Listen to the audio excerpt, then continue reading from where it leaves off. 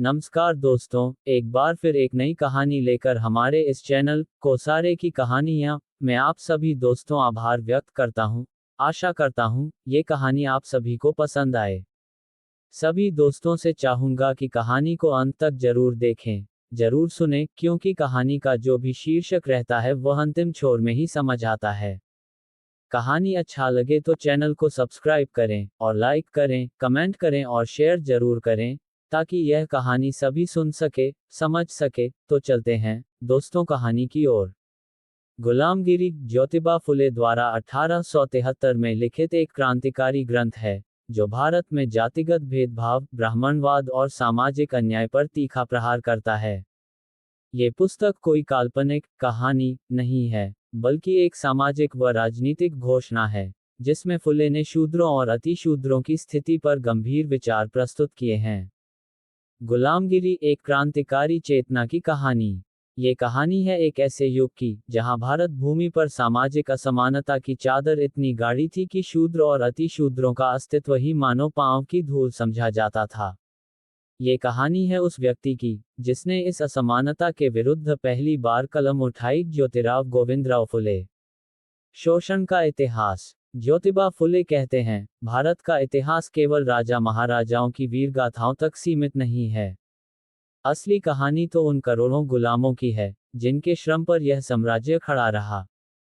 वह बताते हैं कि आर्यों ने जब भारत में प्रवेश किया, तब यहाँ द्रविड़ सभ्यता थी। आर्यों ने इन मूल निवासियों को पराजित कर उन्हें शूद्र बना दिया। शूद्रों को पढ़ने, लिखने, पूजा करने का अधिकार नहीं था। ब्राह्मणों ने वेदों, पुराणों और स्मृतियों के माध्यम से यह स्थापित कर दिया कि यह गुलामी ईश्वर की इच्छा है। फुले इस कथित ईश्वरीय व्यवस्था को सिरे से खारिज करते हैं और कहते हैं, जो व्यवस्था अन्याय को जन्म दे, वह किसी भी प्रकार से दैवी नहीं हो सकती। ब्राह्मणवाद पर प्रहार। फुले की कलम सबसे अधिक तीखी होती है ब्राह्मणवाद के विरुद्ध। वह कहते हैं कि ब्राह्मणों ने धर्म का सहारा लेकर समाज को बांध दिया। उन्होंने शिक्षा, धर्म और ज्ञान को केवल अपने तक सीमित रखा, ताकि शूद्र कभी प्रश्न न कर सकें। क्या ईश्वर केवल ब्राह्मणों का है? फुले पूछते हैं। वह लिखते हैं कि ब्राह्मणों ने जानबूझकर शूद्रों को अज्ञानता में रखा ताकि उनकी सत्ता बनी रहे। उन्होंने देवी देवताओं की झूठी कहानियां गढ़ी, ताकि शूद्रों को भ्रमित किया जा सके।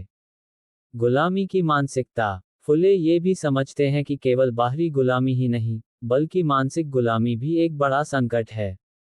शूद्र खुद यह मानने लगे थे कि उनका निम्न स्थान नियति है। वे ब्राह्मणों के पैर धोते, उनके आगे नतमस्तक रहते, और यही सोचते कि हमें तो यही करना चाहिए। फुले कहते हैं, ये सबसे खतरनाक गुलामी है, जब गुलाम अपनी बेड़ियों को आभूषण समझने लगे। नारी और शूद्र दोहरे उत्पीड़न के शिकार। फुले का दृष्टिकोण केवल जातिगत ही नहीं, बल्कि लैंगिक न्याय की दिशा में भी अग्रसर था। वह बताते हैं कि स्त्रियों को शिक्षा से वंचित रखना, उन्हें पर्दे में रखना, उन्हें पति के चरणों की दासी समझना, ये सब उसी अन्यायपूर्ण व्यवस्था के हिस्से हैं। शूद्र औरतें तो दुगनी गुलाम थीं, एक समाज की, दूसरी पुरुषों की। शिक्षा मुक्ति का मार्ग। फुले का मानना था कि अगर समाज को वास्तव में गुलामी से मुक्त करना है, तो शिक्षा सबसे बड़ा हथियार है। उन्होंने पहली बार शूद्रों और महिलाओं के लिए विद्यालय खोले। पढ़ो, जानो और फिर सवाल करो, यही उनका मंत्र था। फुले कहते हैं, ज्ञान वह दीप है जो अंधकार को हर सकता है। और जब शूद्र शिक्षा प्राप्त करेंगे, तो वे ब्राह्मणों के बनाए झूठे धर्म को पहचान लेंगे। अमेरिकी स्वतंत्रता संग्राम से प्रेरणा। गुलामगिरी पुस्तक की भूमिका में फुले ने अमेरिका के अफ्रीकी गुलामों की मुक्ति को सलाम किया है। वह लिखते हैं कि जिस तरह अमेरिका में नीग्रो लोगों ने अपनी स्वतंत्रता की लड़ाई लड़ी और दास्ता को तोड़ा, उसी तरह भारत में शूद्रों को भी लड़ना होगा। उन्होंने ये पुस्तक अमेरिका के महान देशभक्तों को समर्पित की थी। यह एक साहसिक कदम था, क्योंकि उस समय कोई ब्राह्मणों के खिलाफ खड़े होने की हिम्मत नहीं करता था। समता, बंधुत्व और न्याय की ओर।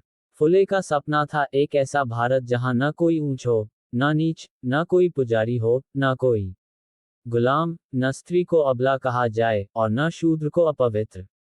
वह कहते हैं, धर्म वह होना चाहिए जो सबको समान अधिकार दे। जो धर्म भेदभाव करे वह धर्म है। अंत में जागो, उठो, बदलो।